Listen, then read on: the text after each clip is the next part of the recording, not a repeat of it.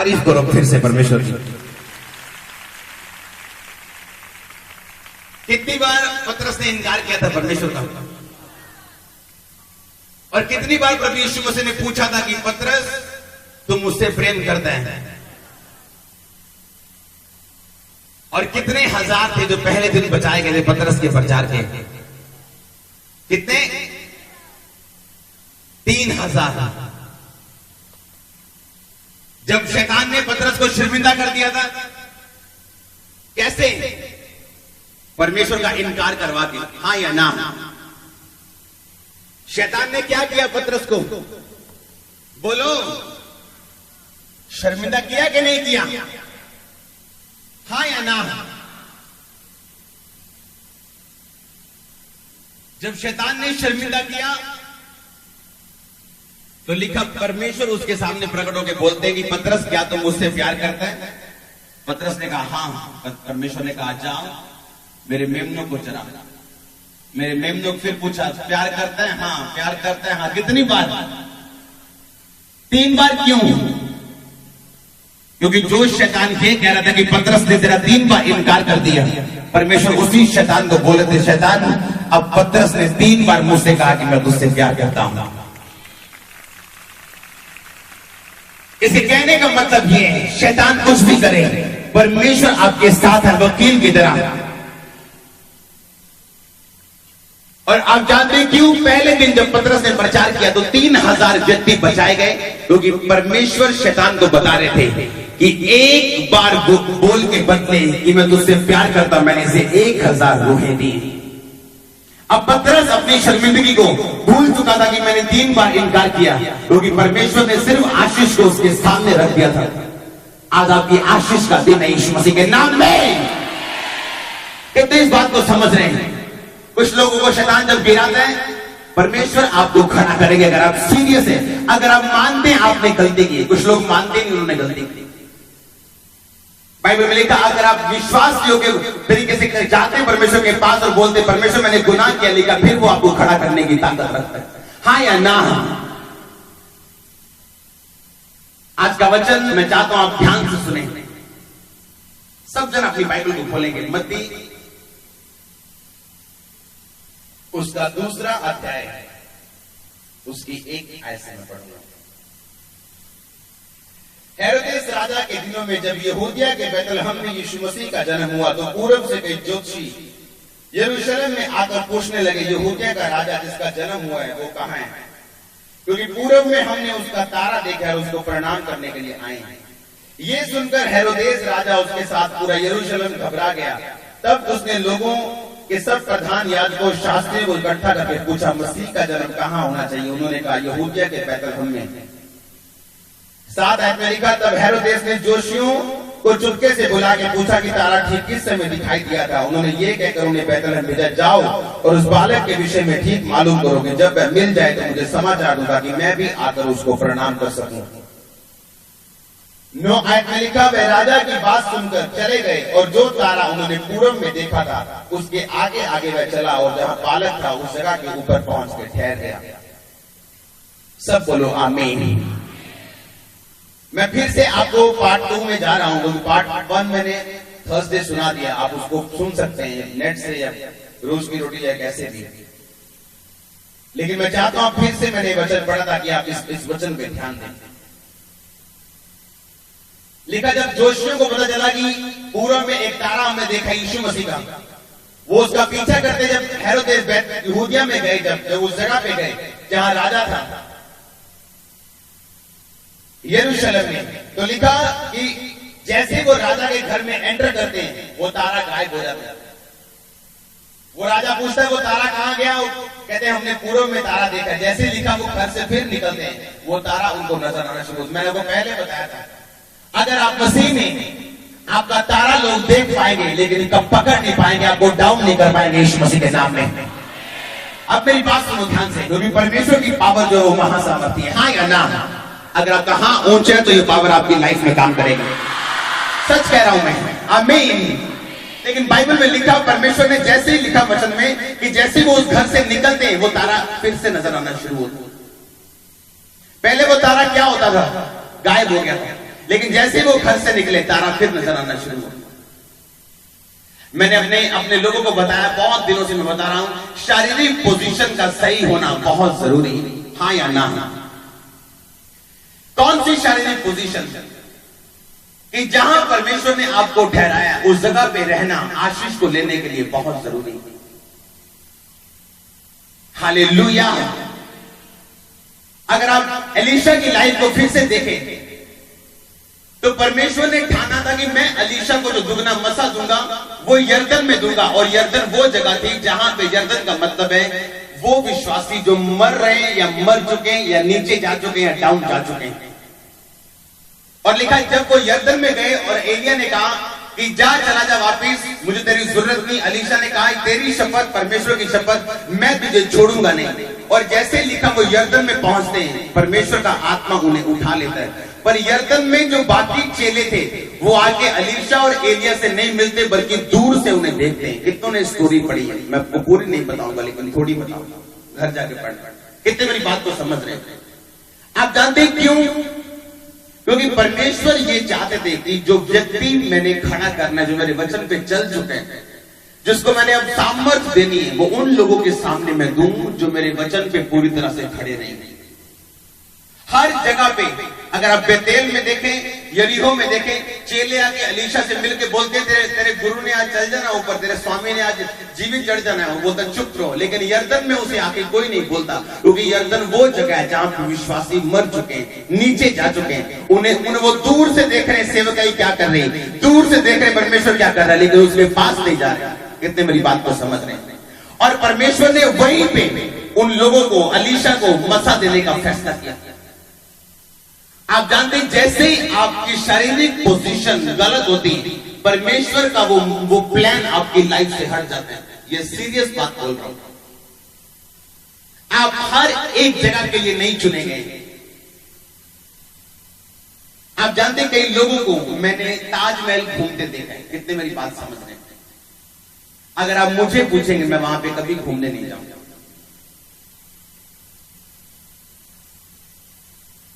जो दूत मेरे साथ हैं, आप पता है विश्वासी को दूत दिए जाते हैं।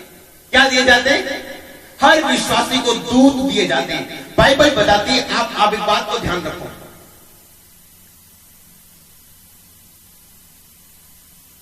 मैं आपको गहरी बातें बता रहा हूं आज।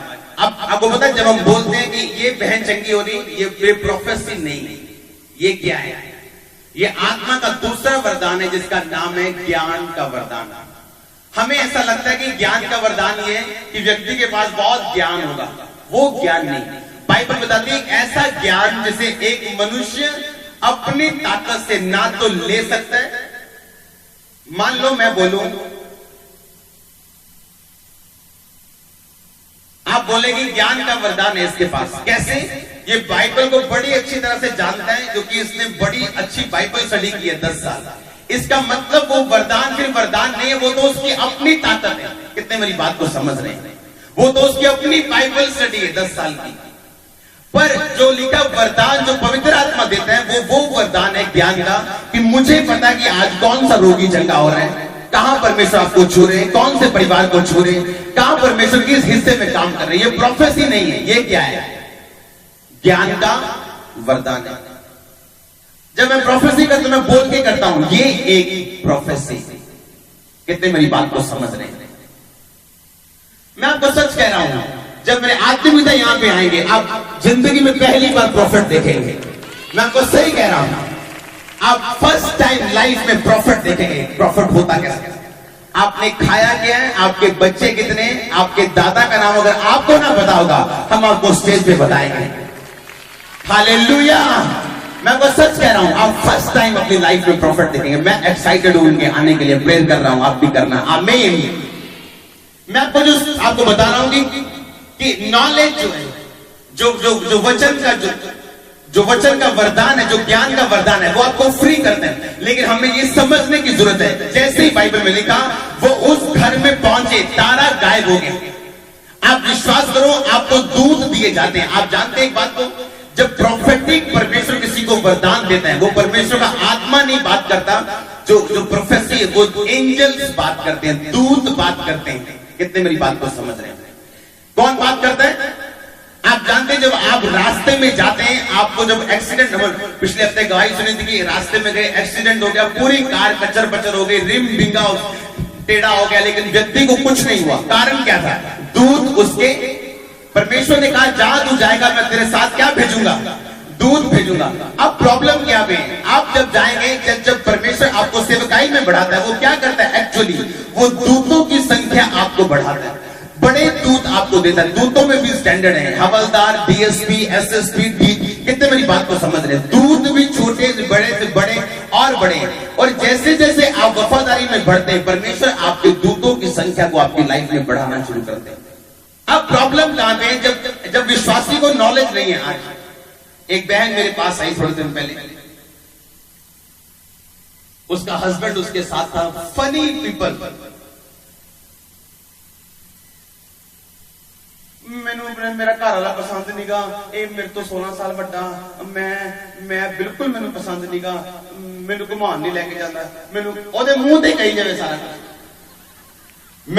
मैंने उसको बोला कि अगर तू मुंह से कही जा रही है अपने हस्बैंड के सामने, तेरा हस्बैंड जो घुमाने लेके जाएगा कि जूती उठाएगा? कितने मेरी बात को समझ रहे हैं? हमारी लाइफ मैरिड अच्छी क्यों है? क्योंकि हम इन बातों को समझते हैं। वचन में लिखा है, जिस तरह यीशु मसीह तेरे बंदे का सिर है, तेरा सिर तेरा बंदा है।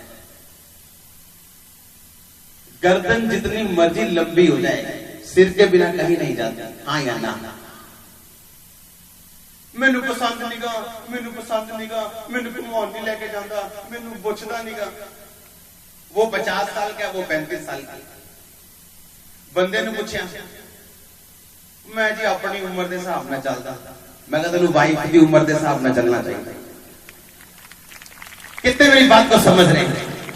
मोस्टली घरों में जो प्रॉब्लम है वो सिर्फ वचन के ना होने की वजह से। हालेलुया। जब आप फेथ में होते हैं, आपको पता है कि परमेश्वर ने आपको आपकी वाइफ, आपका हस्बैंड दिया। आपकी लाइफ धरती पे हेवन होती है यीशु मसीह के नाम। ये सच्ची बात है। आप जब समझ जाते हैं कि ये मेरा पूरक है, ये मेरा हेल्पर है, मिनिस्ट्री में मैं बड़ा हूं मैरिज के बाद। कितने इस बात को समझते हैं? अपनी पर्सनल लाइफ में मैं आशीषित हुआ हूं शादी के बाद। कितने इस बात को समझ रहे हैं? मैरिज रुकावट नहीं है, लेकिन रुकावट क्या है? वर्ड ऑफ जो नॉलेज है, जो वर्ड की नॉलेज है, वो ना होना। हालेलुया। आप बिलीवर हैं, आप विश्वासी हैं। आप अगर आज मैं बोलूं चलो मेरे साथ आप एक बीमार पे हाथ रख के प्रेयर करो, मैं आपको बोल रहा हूं बीमार चंगा होगा। विश्वासी को अधिकार दिए गए, तो जिस रोगी पे हाथ रखेगा रोगी चंगे होंगे। फिर आपको चर्च आने की जरूरत क्या है? अगर आप भी हाथ रख के रोगी चंगे कर सकते हैं तो विश्वासी को अधिकार है। मैं आपको बोल रहा हूं, कितने मेरी बात को समझ रहे हैं? लेकिन चर्च में आप क्यों आते हैं? ताकि आप वर्ड को समझ सके कि परमेश्वर वचन में से हमको क्या कहने की कोशिश कर रहे हैं। और बाइबल बताती है, जब आप वचनों को ध्यान से समझ जाते हैं, तब आप आजादी में जाना शुरू होते हैं। आमीन। जब वचन नहीं पता, फिर आप सफर करेंगे, फिर आपकी रोज की लाइफ एक बेकार लाइफ होगी, सब कुछ होने के बावजूद भी। आमीन। बाइबल बताती है, जब एक दूत मसीह में आता है, उसको थोड़े दूत दिए जाते हैं, 1 2 3 4 जितने परमेश्वर चाहे। लेकिन बाइबल बताती है, दूत जो है वो अट्रैक्ट होते हैं तब आपकी लाइफ की तरफ, जब आप वचन के एडिक्टेड हैं, जब आप बाइबल को बहुत ध्यान से और रोज पढ़ते हैं, जब वचन का आप रोज मनन करते हैं, वो दूतों की संख्या परमेश्वर आपकी लाइफ में बढ़ाते जाते हैं। हालेलुया। बिना दूतों के कोई भी प्रोटेक्शन नहीं। जब आप उन जगहों में एंटर करते हैं, वो दूत जो आपके साथ आपको छोड़ के चले जाते हैं, और फिर जब आप जाते हैं कार में, आप अपने सहारे जा रहे हैं, परमेश्वर के सहारे नहीं। आप जानते हैं दूत तब खुश होते हैं जब आपके होठों से हमेशा परमेश्वर के नाम को महिमा मिले। जब आप घमंडी ना हो, आपको अपने वरदानों पे बहुत मान ना हो, तो दूत आपसे खुश रहते हैं हमेशा। आप जानते हैं ऐसे दूत हैं ऊपर जिन्होंने अपने मुंह को ढांपा हुआ है, अपने परों से अपने मुंह को क्या किया हुआ है? उन्होंने इसलिए ढांपा हुआ है कि वो महासुंदर दूत है, और वो नहीं चाहते कि जब व्यक्ति उनकी ओर देखे तो वो उनकी शक्ल की और परमेश्वर की शक्ल का कंपैरिजन करे।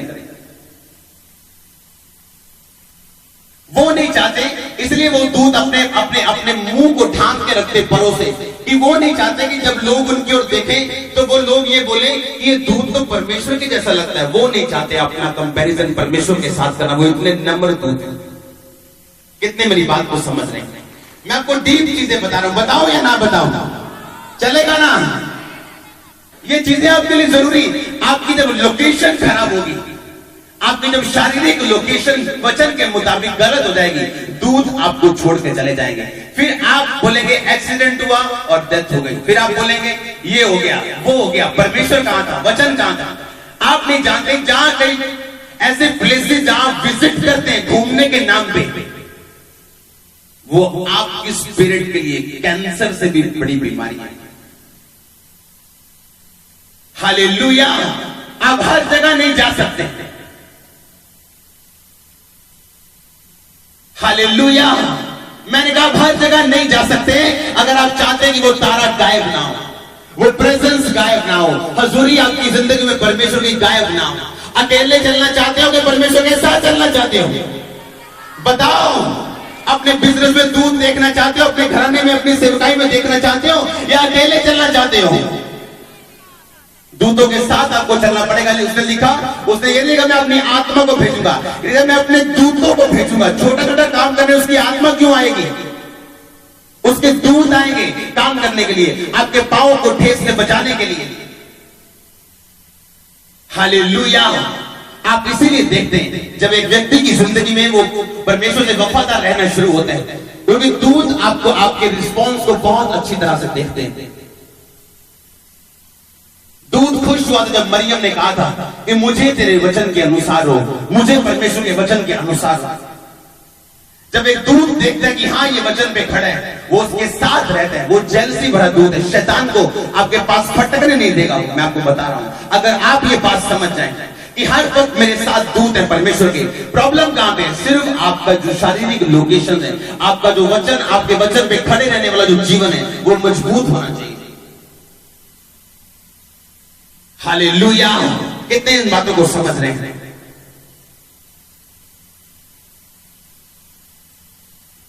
मैं चाहता हूं आपको गहराई में लेके जाना परमेश्वर के वचन, कि आपको पता हो आप जहां जा रहे हैं परमेश्वर के दूत आपके साथ जा रहे हैं। जिस पवित्र आत्मा को आपने अपने अंदर बसाया है, जो आपके माथे से माथा, आपके हाथों में हाथ डाल के आपके अंदर बैठा है, क्या वो चाहेगा आप व्यभिचार करो?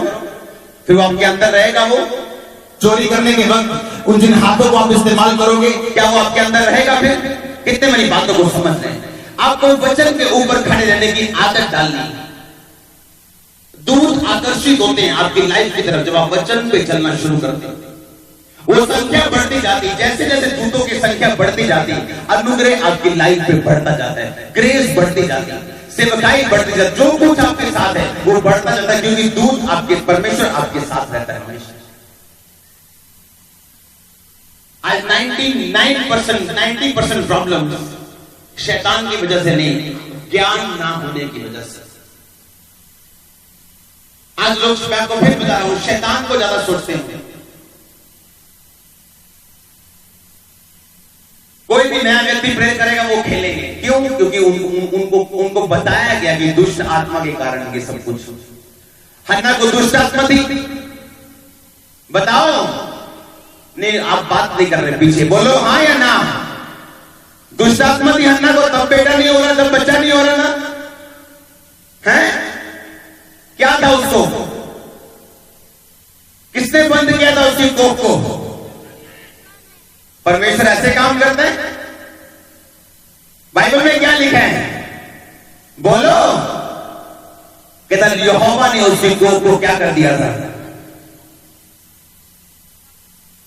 दो तरह की सच्चाई है, एक सूर्य एक चंद्रमा। दो तरह की ज्योतियां बनाई परमेश्वर ने। सूर्य एक ऊपर वाली ज्योति है, चंद्रमा एक नीचे वाली ज्योति। चंद्रमा वाले लोग क्या बोलते हैं? परमेश्वर मुझे चंगा कर, मुझे ब्लेस कर, मुझे बच्चा दे दे, मुझे आशीष दे दे। और जो हायर ट्रूथ में जीते, ऊपर वाली सच्चाई में जीते, वो ये बोलते हैं परमेश्वर मेरे नगर को ब्लेस कर, मेरे नगर को कपड़े दे। तो क्या आपके पास कपड़े नहीं आएंगे जब आप बोलेंगे परमेश्वर मेरे पूरे नगर को, मेरे पूरे मोहल्ले को पानी दे? आप प्यासे रहेंगे क्या? दो तरह की सच्चाई में आप जीते, एक ऊपर वाली एक नीचे वाली।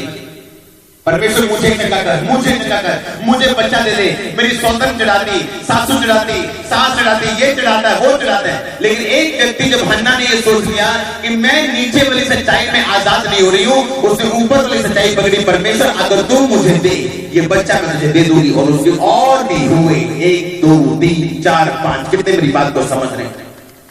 जब आप कहेंगे परमेश्वर मुझे चंगा कर, चंगा कर, अगर नहीं चंगाई मिल रही तो बोलो परमेश्वर मुझे चंगा कर, लेकिन अब मैं तेरी सेवा करूंगा, तेरे सुसमाचार को लेके जाऊंगा। भूल जाओ चंगाई को, चंगाई आपके पास होगी यीशु मसीह के नाम में।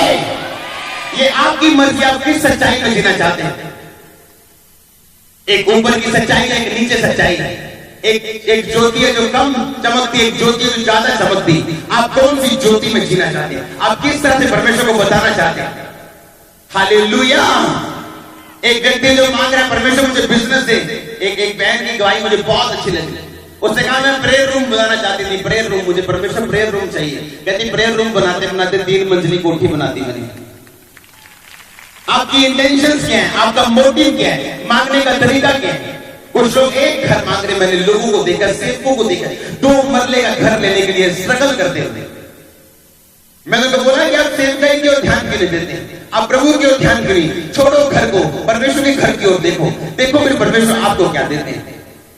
हालेलुया। आज आपको ऊपर की सच्चाई में जीने की जरूरत है। जब आप बोलते हैं जब मेरे जीवन में चंगाई मांग थक गया, मैंने फैसला कर लिया मैं सेवा करूंगा। जिस दिन फैसला किया मैं सेवा करूंगा, चंगाई की तरफ भूल गया।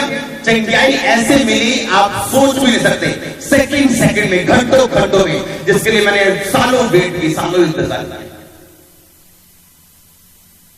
अपने पड़ोसी को बोलो परमेश्वर से प्रेम कर, आमीन। उसके वचन से प्रेम कर, आमीन।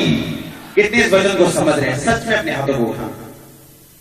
बाइबल में लिखा है जब एक व्यक्ति को परमेश्वर ने चंगा किया तो परमेश्वर ने कहा अपने गांव में भूल कर भी पैर ना रखना। पढ़ा है वचन ने? नहीं पढ़ा। परमेश्वर ने कहा कि अपने नगर में फिर से पांव भी मत रखना। क्यों? ऐसा क्यों कहा परमेश्वर ने?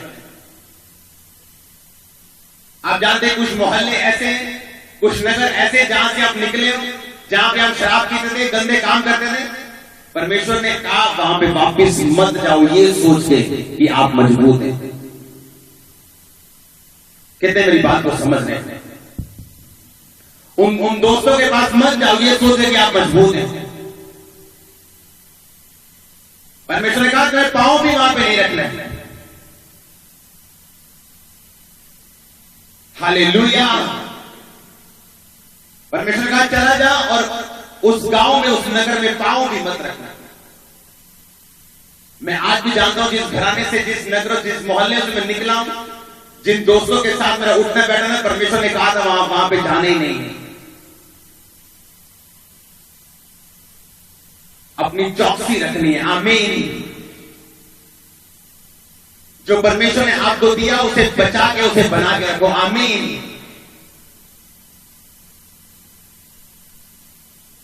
कौन छाया में ठिकाना पाएगा? जो सर्वशक्तिमान, जो परम प्रधान के छाया स्थान में बैठा है। स्थान में बैठे रहने का मतलब क्या है इब्रानी में? बोलो। यशब का मतलब क्या है? जो स्थान आपको दिया गया उसमें बैठे रहना, अपने काम को करना। आपको दोस्ती प्यारी है कि प्रभु यीशु मसीह प्यारे हैं? इसीलिए आपके दोस्त चर्च में नहीं, क्योंकि आपको दोस्त प्यारे हैं। अगर प्रभु प्यारे होते, एक दिन ऐसा आता शायद 2 साल के लिए आपकी दोस्ती टूट जाती, पर आप सदा के लिए एक रूह को स्वर्ग में भेज देते। हालेलुया। मैंने कहा आप सदा के लिए फिर एक रूह को स्वर्ग में भेज देते अगर आपको यीशु मसीह प्यारे होते तो। परमेश्वर ने कहा वहां जाना ही नहीं है। जो शारीरिक स्थान आपके आत्मिक स्थान को कमजोर करे, आपकी आत्मिक जिंदगी को कमजोर करे, फिर से आपका ध्यान आपकी पुरानी जिंदगी में नशों में जाए। परमेश्वर ने अब्राहम को ब्लेस करना बोला था, अपने नगर कुटुंब को छोड़ के वो स्थान में चला जा, उस देश में चला जा जो मैं तुझे दिखा रहा हूं, और फिर मैं तुझे आशीषित करूंगा। परमेश्वर इमोशनल नहीं है, आमीन। वो बोल सकता परमेश्वर यहीं पे ब्लेस कर दो, आप तो परमेश्वर हो, आप तो कुछ भी कर सकते हो, आपको क्या बंधन है, आपको क्या प्रॉब्लम है, यहीं पे ब्लेस कर दो। परमेश्वर ने कहा नहीं, पहले अपने नगर को छोड़ के वहां जा जो जगह मैं तुझे दिखा रहा हूं। हालेलुया।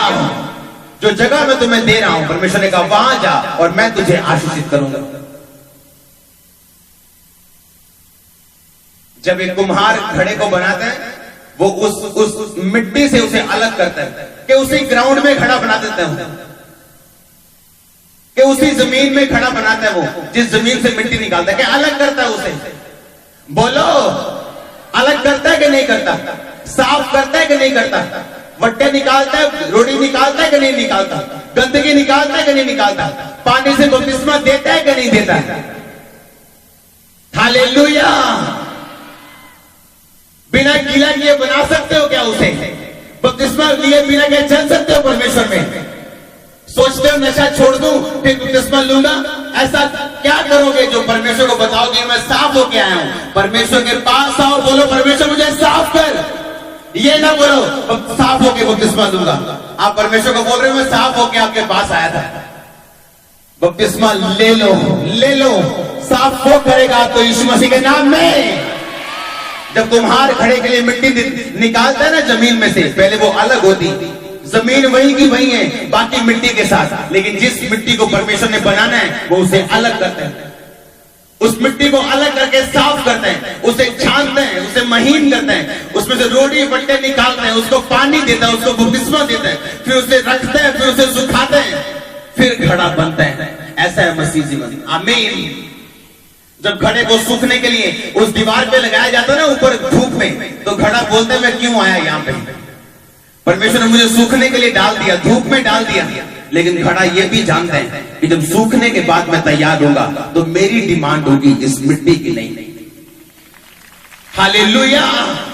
आज वचन पे चलना है आपको, आज। आमीन। कोई प्रॉब्लम नहीं। लोग क्या कहते हैं, क्या कहेंगे लोग?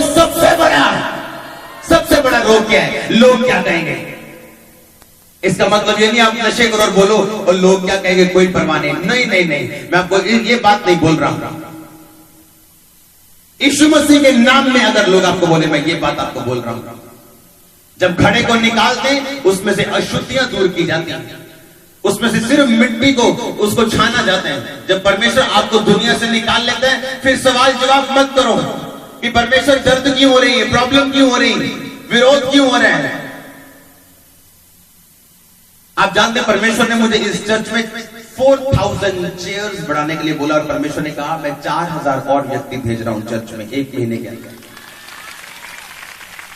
हालेलुया। हम जानते हैं हम कहां जा रहे हैं। आज लोग हैरान होते जब वो मुझे देखते हैं कि आप किसी की खिलाफत क्यों नहीं करते, वो आपकी कलीसिया में ये कर रहे हैं, वो ये कर रहे हैं। मैंने बोला मेरी कलीसिया परमेश्वर की और ये परमेश्वर की है, मेरी नहीं। तो मैं लोगों के लिए भी नहीं खड़ा हूं, परमेश्वर के लिए खड़ा हूं। तो परमेश्वर जाने और लोग जाने, मेरा काम है प्रचार करना, लोगों से मिलना, उन्हें ब्लेस करना जो परमेश्वर ने मुझे दिया है। बाकी काम परमेश्वर का है। इसलिए मैं कह रहा हूं हम और आप बढ़ने जा रहे हैं यीशु मसीह के नाम में। हालेलुया। परमेश्वर आपको अनुग्रह देते जब वचन पे चलना शुरू करते हैं। मत कंप्लेंट करो जब आपको मिट्टी आपको निकाले, वो उस ग्राउंड से आपको निकाले जहां सब बसते, जहां सब आपके रिश्तेदार हैं, जहां सब लोग आपको देखते हैं कि आप सिर्फ एक ही हैं जो दीवार में लगे और सूख रहे हैं। आपको परमेश्वर ने चुना है मसीह होने के लिए। सूख जाओ, अच्छे बन जाओ, खड़े बन जाओ, वो मिट्टी वो बर्तन बन जाओ जो परमेश्वर को पसंद है। मैं आपको बोल रहा हूं आपकी ओर देख के लोग जरूर सुसमाचार पर विश्वास करेंगे। जब वो आपकी ओर देखेंगे जरूर पूछेंगे मैंने चर्च जाना है, कहां के तेरी चर्च बता। हालेलुया। लेकिन आपको इस बात की समझ रखनी कि आप विश्वासी, आप वो सब कुछ नहीं कर सकते जो लोग कर सकते हैं। आपके पास सिर्फ वो होगा जो लोगों के पास नहीं। आज पूछो किसी व्यक्ति को अगर उसको कैंसर हो जाए, उम्र आधा तो तभी मर जाए जब डॉक्टर बताते कैंसर हो गया तेरे को। पर एक विश्वासी को पूछो, जैसे डॉक्टर बताए कैंसर है, बोलता चलो चल बुढ़िया कहती रहता खानू है नहीं कैंसर कोई असि प्रे करांगे। कारण क्या है? आप विश्वासी हैं, आपको कॉन्फिडेंस है परमेश्वर आपके साथ।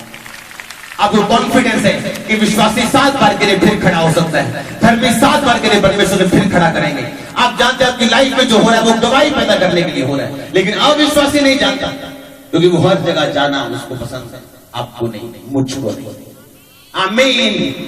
आपको नहीं और मुझको नहीं। हम जानते जो दूत हमारे साथ है वो जेलसी वाले दूत, वो जेलसी वाले दूत हैं, वो जेलसी करते हैं अगर आप परमेश्वर के अलावा। कितने मेरी बातों को समझ रहे हैं? आज परमेश्वर आपको पक्के विश्वास में डालना चाहता है। एक ऐसा विश्वासी जो बीमारी में रह के भी परमेश्वर की महिमा कर सकता हो और फिर जंगियाई में परमेश्वर की गवाही भी वो देगा जरूर। वो विश्वासी जो खड़ा है अपने वचन पे, परमेश्वर के वचन, जो चंगाई के पीछे नहीं है। आप जानते हैं चर्च में जितनी गवाहियां चंगाई की आ रही, पहले कभी नहीं थी आई।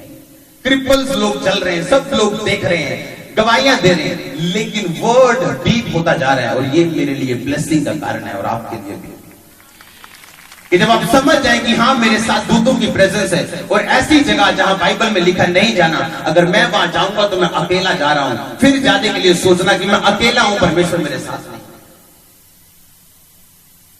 परमेश्वर की आत्मा की आने की आवाज आती है, जाने की नहीं आती। हालेलुया। जब बल्ब जब उसको बंद करते हैं तो तब भी वो गर्म होता है, ठंडा 1 घंटा 2 घंटे बाद होता है।